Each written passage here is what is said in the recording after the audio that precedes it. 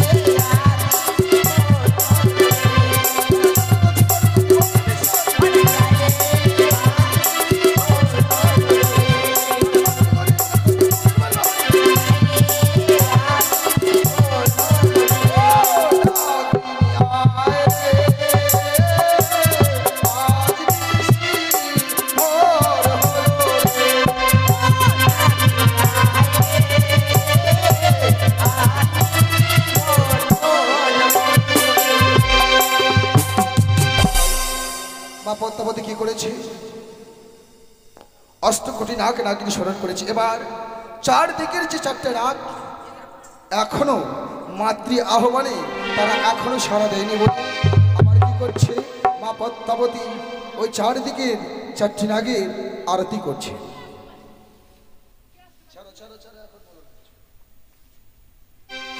তাই হচ্ছে এখন নাগ অথবা নাগিনীর আরতি। ওরে বলিব পূর্বের কথা, উদয় ভানু হয় যথা, ও কি রে উদয় ভানু হয় যথা,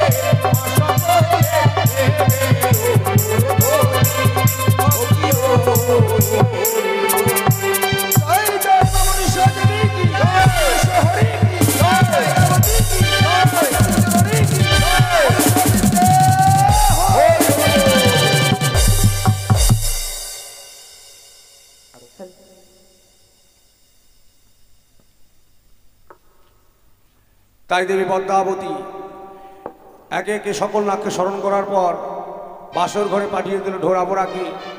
তারা ঘুরে এসে বলল, মা আমরা লক্ষিন্দরকে দংশন করতে পারি। তাই বিশ্বমাজারে বিশ্বপূজিত হবে বলে দেবী পদ্মাবতী কি করলেন, বিলম্ব না করে এই মুহূর্তে নিজেই কালীনাগকে ডাকার ব্যবস্থা করলেন। কালীনাগী না এলে সে বিশ্বমাজারে বিশ্বপূজিত হতে পারবে না, লক্ষিন্দরকে সে দংশন করতে পারবে না। তাই দেখুন কালীনাগী স্বরূপ।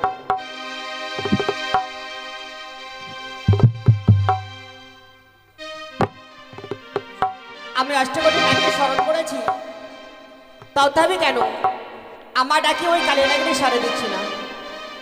ওই কালীনাগিনীকে আবার আমাকে ডাকতে হবে।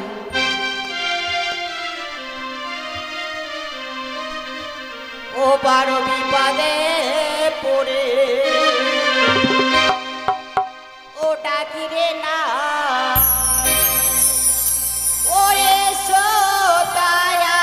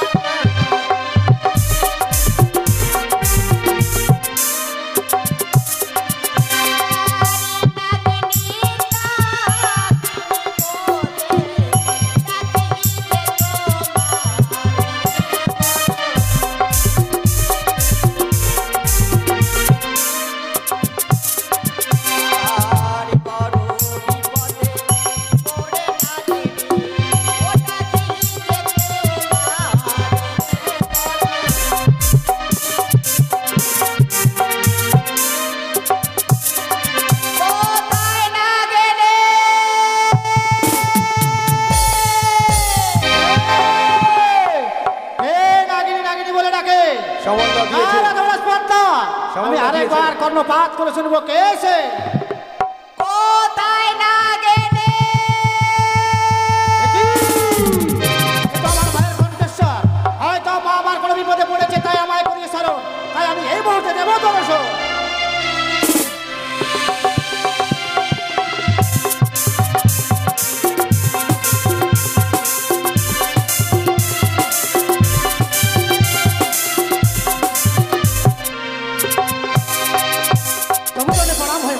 আশীর্বাদ করে নাগিনী। বলো বলো মাই হারি, কারণ তোমার সাথে বাদ করে হেন কুঞ্জন ব্রহ্মা বিষ্ণু মহেশ্বর কে আছে দেবেন্দ্রপুরের ভিতর? শোনো শোনো ওরে নাগিনী, বলে যে তো ঠাই সামনে মানবের কাছে বড় লজ্জা পায়। জম্পুরা নগরের ঘর নামে তার চন্দ্রধার, তথাপি না বুঝলো চাঁদ আমারও চরণতল। মা এই মুহূর্তে আদেশ করো মা, আমি কি করতে পারি? শোনো নাগিনী, তাই আজ আমার কাছে বিলম্ব না করে ছুটে যাও সাঁওতালে পর্বতে লোহার বাসর করে, সেখানে রয়েছে দুর্লভ লক্ষিন্দার ঘুমে, তাকে তুমি দংশন করে এসো। না, আমি লক্ষিন্দারকে দংশন করতে পারবো না মা, তবে আদেশ করো মা, এই মুহূর্তে চম্পলাতে গিয়ে চাঁদের ভবনে আমি করিব সন্ধ্যা। না নাগিনী না, ওই চাঁদকে দংশন করলে যে আমি আর বিশ্বমাজে বিশ্বপূজিত হতে পারবো না। মনে পড়ে নাগিনী, উৎসাহ বর্ণিত টাকা দিয়ে তোমার স্বামীকে যে মেরেছি সেই কথা তোমার মনে নাই পড়ে নাগিনী? মনে পড়ে তোমার সেই দিনের কথা। তবে কোথায় কোথায় রয়েছে অনুরোধ? চলো মা চলো, সেখানে গেলে আমি উৎসাহ করিব দংশন। লক্ষিন্দারের রূপে বেহুলা লক্ষিন্দার রূপে যাবো মা, যাবো আমি যাবো সাঁওতালি পর্বতে লোহ বাসর ঘরে, কিন্তু লোহ বাসর ঘরে যাবো আমার যে কোনো পথ জানা। বেশ নাগিনী, এসো তুমি আমার সঙ্গে। বেশ তাই হবে মা।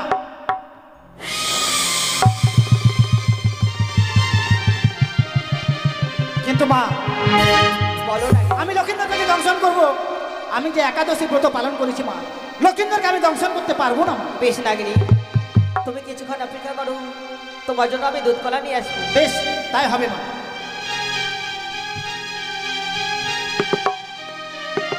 নাগিনী, তোমার জন্য দুধ কলা নিয়ে এসেছি।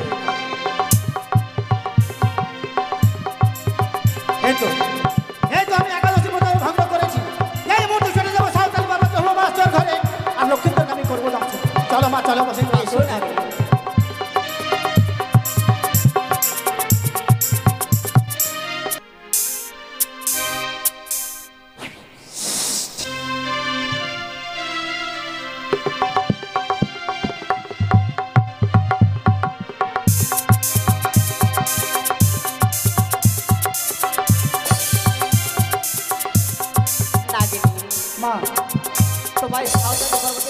বাসর ঘরে নিয়ে এসেছি। হ্যাঁ মা।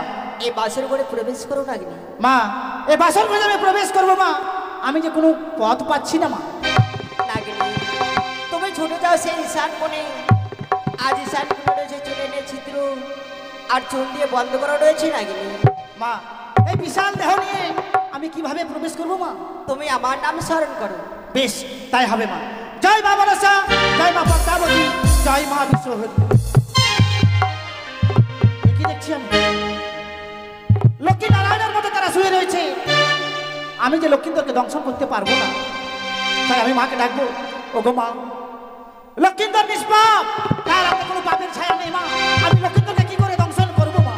নাগিনী বাসর ঘরে দেখো ঘিয়ের বাতি জ্বালানো রয়েছে, তোমার এক নিঃশ্বাসে ঘিয়ের বাতি নিমে দাও আর গরম ঘি লক্ষ্মীন্দর রঙে ছিঁড়ে দাও। বেশ, তাহলে দেখবে তাই পাপে হবে। পরিণত হবে। এই তো লক্ষ্মীন্দরকে আমি পাপে পরিণত করেছি, তাই আমি লক্ষ্মীন্দরকে দংশন করবো কি করে? আমি যে লক্ষ্মীন্দরকে দংশন করতে পারছি না, তাই আমি লক্ষ্মীন্দরকে জাগাবো। লক্ষ্মীন্দর জেগে গেলে আমি বাসর ঘর থেকে ফিরে চলে যাব। বাবা লখায়, ও লখায়, তোকে যে আমি দংশন করতে এসেছি বাবা, আমি যে কালিয়া নাগিনী। বাছা মরে জাগো, বাছা মরে জাগো রে,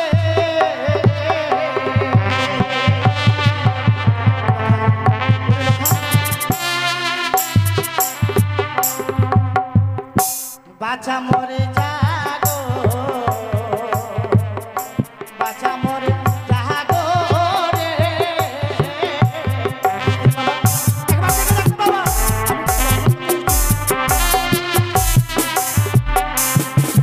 এই জাগো জাগো ওরে বাছা, বাছা নয়ন মেলে চা, তুমি যদি জাগো বাছা আমি ফিরে যাই। বাবা, একবার দেখে দেখো বাবা।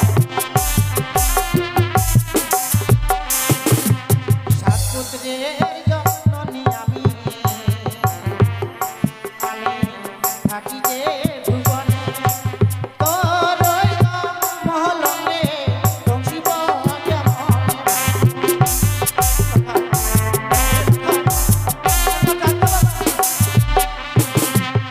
নাগিনী! এত বিলম্ব হচ্ছে কিসের জন্য? আর নিশি হচ্ছে আমার জয় পরাজয় নিশি। আর নিশিতে লক্ষ্মীন্দরকে যদি দংশন না করতে পারো, তাহলে যে আমি আর বিশ্বমাজে বিশ্বপূজিত হতে দংশন পারবো না। আমি লক্ষ্মীন্দরকে দংশন করব, আমি লক্ষ্মীন্দরের পদতলে ছত্র ধরে বসে থাকবো।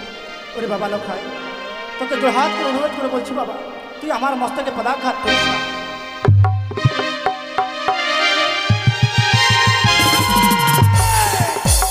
ওরে লক্ষায়, তুই আমার মস্তকে করিস পদাঘাত, তাই তো তোকে আমি করিব দংশন। আমি লক্ষ্মীন্দরকে দংশন করতে পারছি না কেন? আমাকে যে লক্ষ্মীন্দরকে দংশন করতেই হবে। লক্ষ্মীন্দরকে যদি দংশন না করি, মা আমাকে করবে অভিশাপ, আমি ভস্ম হয়ে যাব। তাই আমি লক্ষ্মীন্দরের পদতলে পুনরায় বসে থাকবো।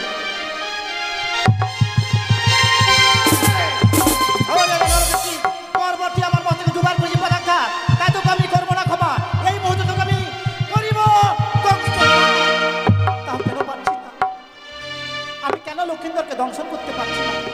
আমাকে যে লক্ষ্মীন্দরকে দংশন করতেই হবে। আমি পুনরায় লক্ষ্মীন্দরের পদতলে ছত্র ধরে বসে থাকলাম।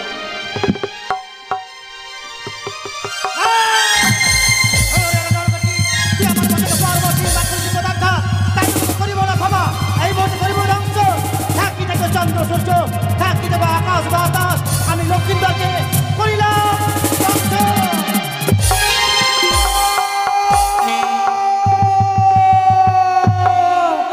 চলে গেল, পুড়ে গেল, সর্বজ্ঞ যেন দাও দাও করে চলে গেল।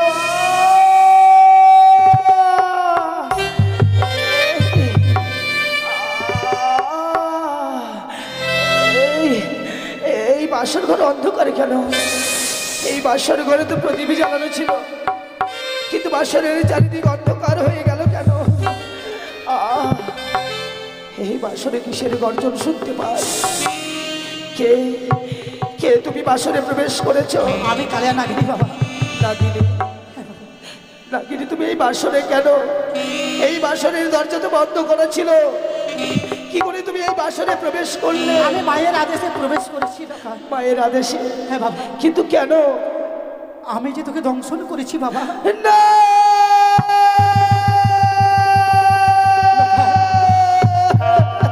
তুই আমাকে ক্ষমা করে দে বাবা। না নাগিনী না, তুমি আমাকে দংশন করতে পারো না। হ্যাঁ বাবা, আমি দংশন করেছি, তুই আমাকে ক্ষমা করে দে বাবা। নাগিনী, আমার এমন কি অপরাধী ছিল যার জন্য তুমি আমাকে বাসন করে দংশন করলে? তুই কোনো অপরাধ করিসনি বাবা, অপরাধ করেছে তোর পিতা, তাই তোকে আমি দংশন করেছি। নাগিনী, পিতার পাপে পুত্রের মরণ, তাই তোকে আমি দংশন করেছি। এ কি তোমার বিচার? পিতা করে অন্যায়, পুত্র পাবে তার সাজা। কিন্তু আমি তো তোমার কাছে কোনো অপরাধী করেছিলাম না। কিন্তু তুমি যখন আমায় দংশন করেছো নাগিনী, আজ আমি তোমায় অভিশাপ করছি। না লেখা না, আমার আমার বেহুলা যতক্ষণ না জাগবে ততক্ষণ তুমি এই বাসার থেকে বেরোতে পারবে না। বেশ তাই হবে লেখায়। আমি তোমায় আমি বাসর অভিশাপ ঘরেই থাকবো।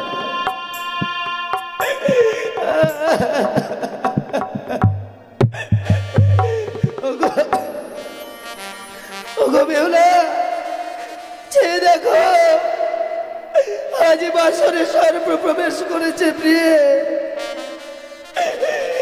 সর্বপ্রবেশ করে আমায় দংশন করেছে।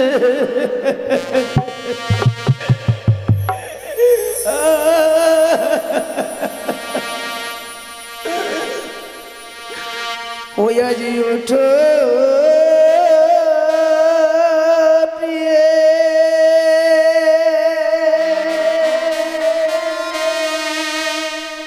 জ্বালাওয়ালা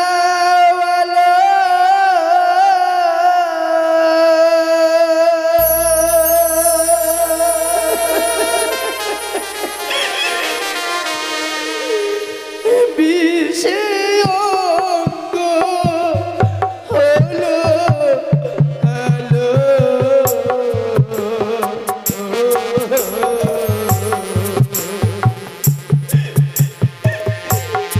বিষে জ্বালায় অঙ্গ যায় গো জ্বলিয়া। বিষে জ্বালায় অঙ্গ যায় গো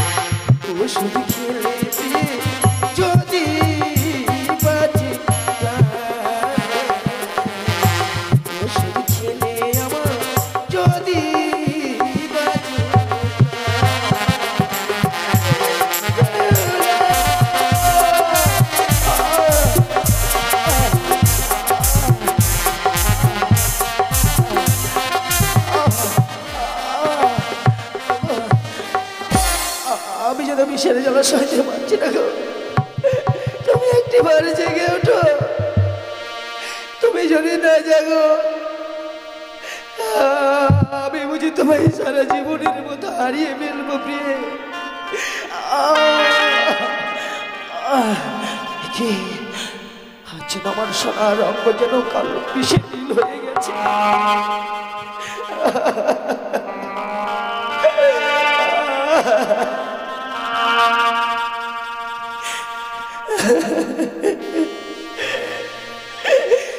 ও বিষে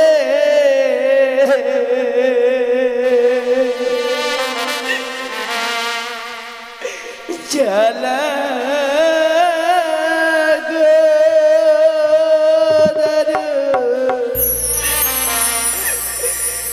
জ্বালা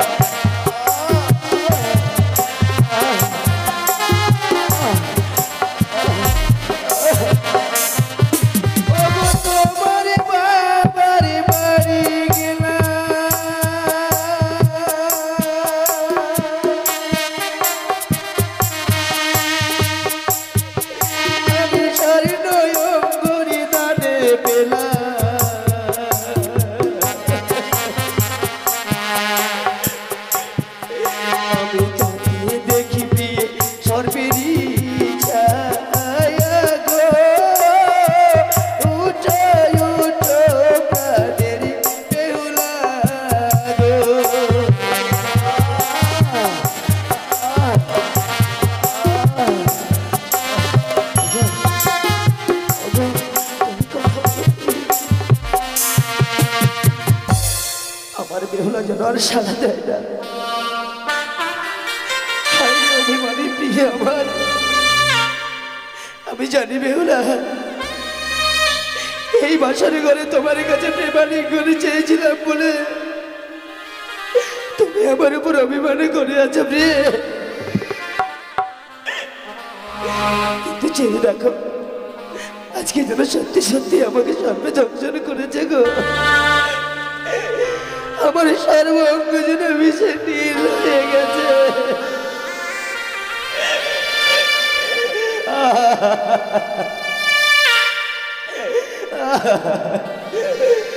ও গো পাইতে বিষয়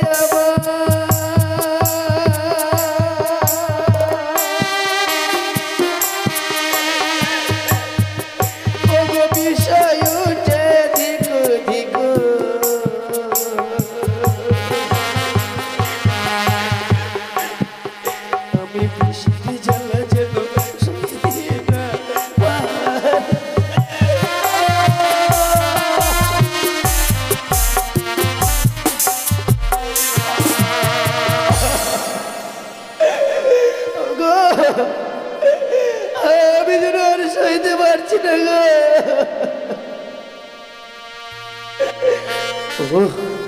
জানবে না তো জানো প্রিয়ে, আজকের পর থেকে তোমায় আমি আর কোনোদিন বিরক্ত করবো না। কোনোদিন তোমাকে আর বিরক্ত করবো না। আমি তোমাকে কোনোদিন বলবো না প্রিয়ে তুমি আমাকে রান্না করে দাও, আমি আমার খোদাকে জীবন করবো, আরে কোনোদিন ডাকবো না। কিন্তু জানো প্রিয়ে,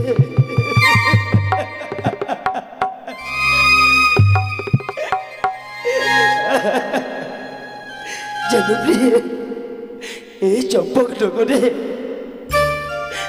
আমার বাবা মাকে মা বাবা বলে ডাকার মতো তো কেউ নেই।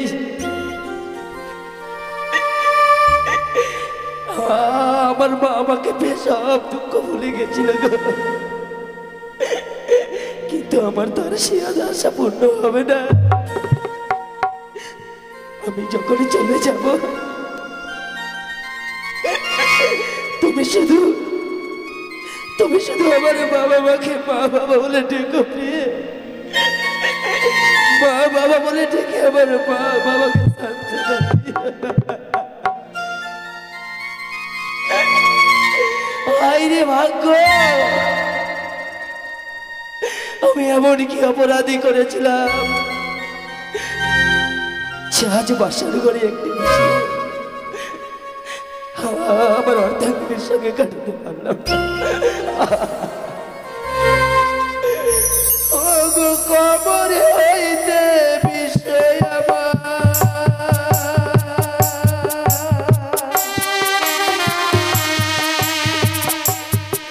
আজ গলাতে উঠিল বিষয়,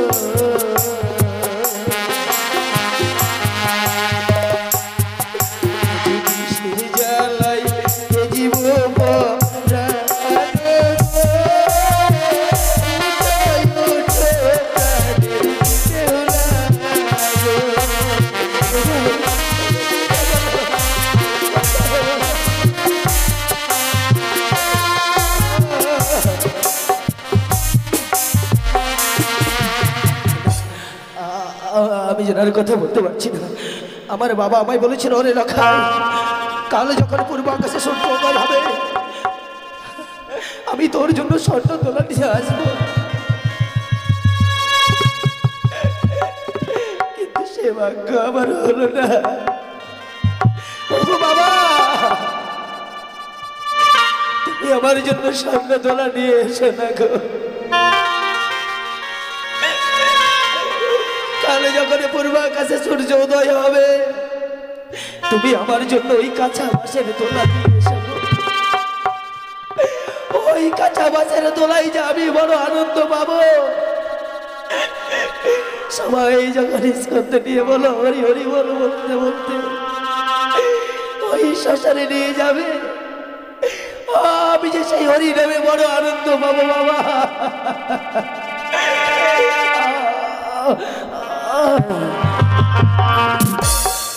ওগো গলা হইতে বিষয়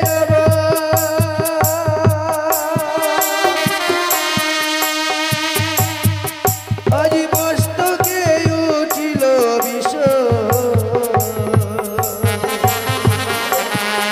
আমি বিষের জ্বালাই তেজিলাম প্রাণ গো, উঠো উঠো প্রাণের বেহুলা গো।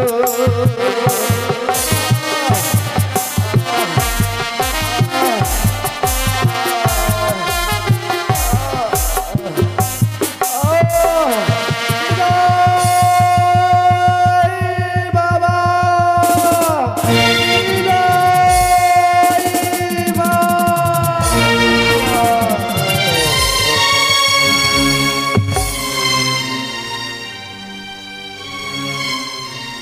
হ্যাঁ, জয়গুরু নমস্কার। আজকের মতো মা মনসার কীর্তন এখানেই সমাপ্তি করলাম।